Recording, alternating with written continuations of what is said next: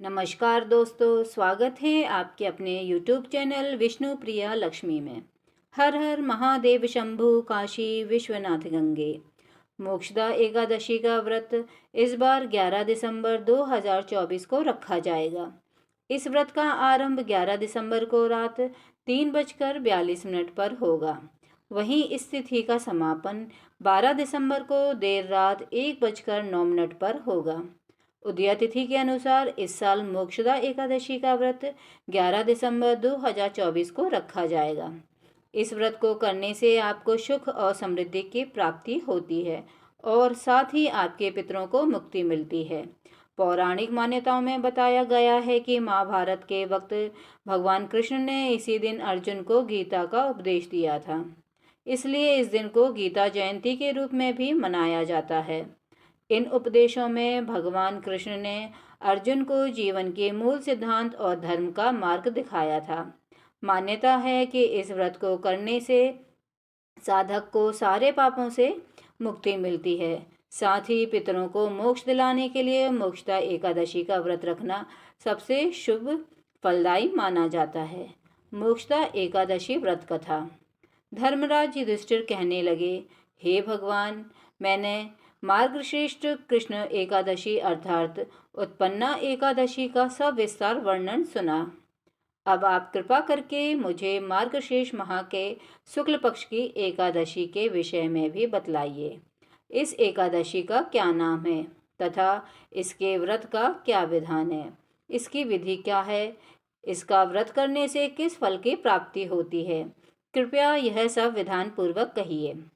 भगवान श्री कृष्ण बोले, मार्गशीर्ष माह के शुक्ल पक्ष में आने वाली इस एकादशी को मोक्षदा एकादशी कहा जाता है। यह व्रत मोक्ष देने वाला तथा चिंतामणि के समान सभी कामनाएं पूर्ण करने वाला है। इससे आप अपने पूर्वजों के दुखों को समाप्त कर सकते हैं। इसका महात्म्य मैं तुमसे कहता हूँ, ध्यानपूर्वक सुनो। गोकुल नामक नगर में बैखानस नामक राजा राज्य करता था। उसके राज्य में चारों वेदों के ज्ञाता ब्राह्मण रहते थे। वह राजा अपनी प्रजा का पुत्रवत पालन करता था। एक बार रात्रि में राजा ने स्वप्न में देखा कि उसके पिता नरक में हैं। उसे बड़ा आश्चर्य हुआ। प्रातः राजा विद्वान ब्राह्मणों के पास गया और अपना स्वप्न सुनाया। कहा, मैंने अपने पिता को नरक में कष्ट उठाते देखा है। उन्होंने मुझसे कहा कि हे पुत्र, मैं नरक में पड़ा हूँ, यहाँ से तुम मुझे मुक्त कराओ। जब से मैंने यह वचन सुने हैं तब से मैं बहुत बेचैन हूँ। चित्त में बड़ी अशांति हो रही है।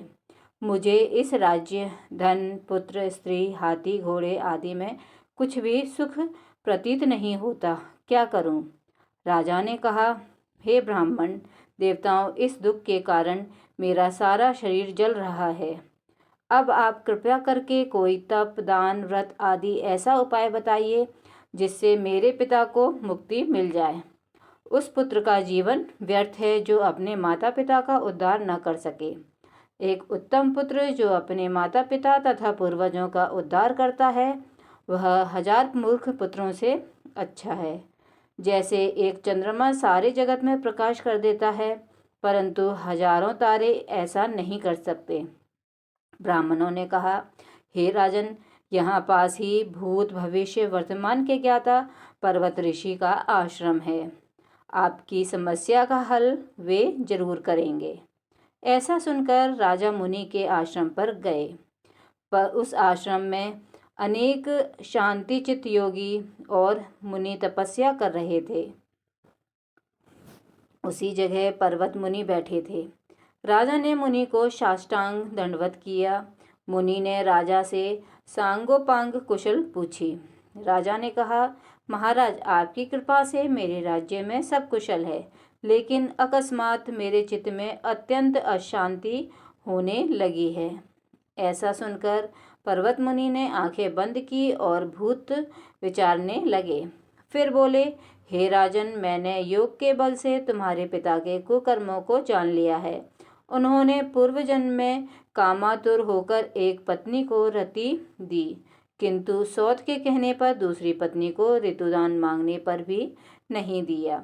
उसी पाप कर्म के कारण तुम्हारे पिता को नरक में जाना पड़ा। तब राजा ने कहा, इसका कोई उपाय बताइए।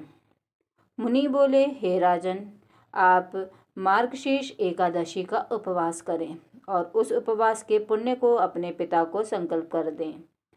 इसके प्रभाव से आपके पिता की अवश्य नरक में मुक्ति होगी।